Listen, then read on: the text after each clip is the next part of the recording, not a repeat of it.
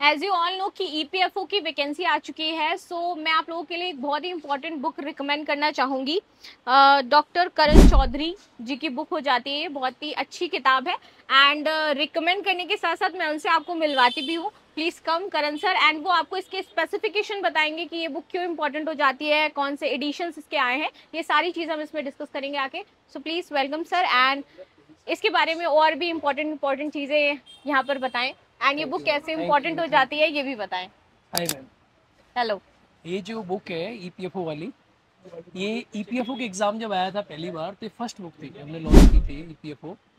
तो ये कई बार से आ रही है, इसका 6th एडिशन है बुक का, छठा एडिशन इस बुक का हमने लॉन्च किया है। हिंदी और अंग्रेजी दोनों में है और ये किताब पहले बहुत बेस्ट सेलर रही है, मतलब हर एडिशन इसका बेस्ट सेलर रहा है। और जैसे टॉपर्स का आप देख रहे हो इसमें ना, रैंक 4 है, रैंक 8 है एपीएफसी एग्जाम का। तो एक ईओ होता है, इन्फोर्समेंट ऑफिसर का एग्जाम होता है, एओ होता है अकाउंट ऑफिसर, और एपीएफसी होता है। इन तीनों एग्जाम के लिए इसको हमने कवर किया। और इसमें क्या होता है मैम, जनरली जो बच्चा इसकी तैयारी करता है, इसमें यूपीएससी वाला ही सिलेबस है। बस क्या है, यूपीएससी के अलावा जैसे इंडस्ट्रियल रिलेशंस हो गया, वो बच्चा आईएएस वाले पढ़ते नहीं है। इंडस्ट्रियल रिलेशंस हो गया, इंडस्ट्रियल कन्फ्लिक्ट हो गया, या लेबर लॉज हो गया, अकाउंटिंग हो गया, ऑडिटिंग हो गया, सोशल सिक्योरिटी हो गया, ये सिलेबस यूपीएससी वाला नहीं है, थोड़ा सा अलग है। बाकी हिस्ट्री, ज्योग्राफी, या आप कह सकते हो पॉलिटी हो गया, वो जनरल है, वो सब बच्चा सब जगह से पढ़ लेता है। तो ये बुक कवर करती है बेसिकली, इसमें इंडस्ट्रियल रिलेशंस है, ठीक है, लेबर लॉज है, अकाउंटिंग है, ऑडिटिंग है, सोशल सिक्योरिटी इसके अंदर है। मेन सेगमेंट ये कवर करती है। But this book is in English, so there is any book जो हिंदी के लिए भी है, बिकॉज हिंदी की हमारी पब्लिक है। ओके, सो ये हिंदी एंड इंग्लिश दोनों में ही है, सो घबराने की जरूरत नहीं है आपको, दोनं ही आप में मिल जाएगी। और इसमें सारी चीजें लेटेस्ट अपडेटेड है। एक्चुअली होता है कि ये जो एग्जाम है ना, ये जो एग्जाम होता है, इसमें क्या होता है, जैसे इंडस्ट्रियल रिलेशंस हो गए, औद्योगिक संबंध हो गया, डिस्प्यूट हो गए, इसके लेटेस्ट एक्ट होते हैं।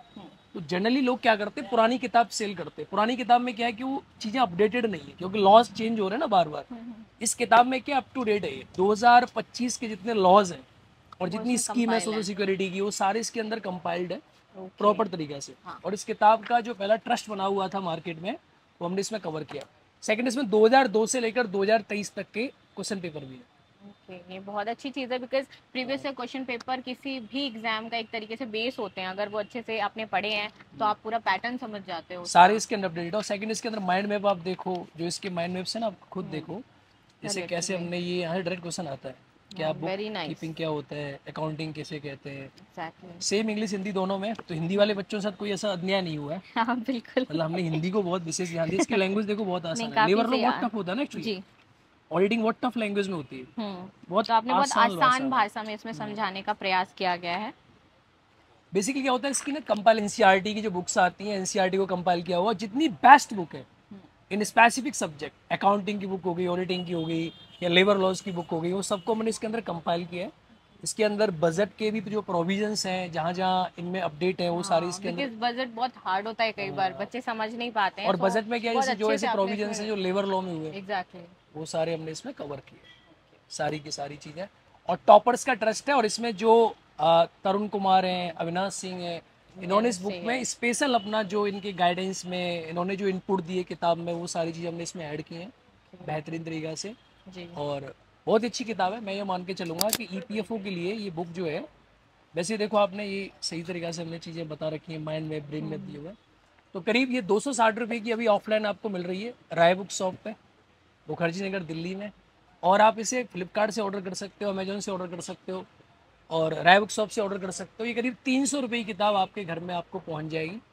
300 रुपये में ये बुक आपको मिल जाएगी आराम से, जिसका रेट सारी अन्य किताबों के कंपेयर में काफ़ी कम रखा है हम लोगों ने। तो बहुत ही अच्छी किताब है, मैं तो ये बोलूँगा, बाकी मैम बताएंगे। नहीं सर, काफ़ी अच्छी बुक है, जैसे मैंने माइंड मैप वगैरह देखे हैं, सो बहुत ही ज़्यादा बेटर हैं। और कर्मचारी पेंशन आयोग बहुत ज़्यादा चर्चा में रहा है इस बार, सो उसको भी भाई बहुत अच्छे से यहाँ पे कंपाइल किया गया है, बिकॉज बहुत ही इंपॉर्टेंट हो जाते हैं उसके पॉइंट।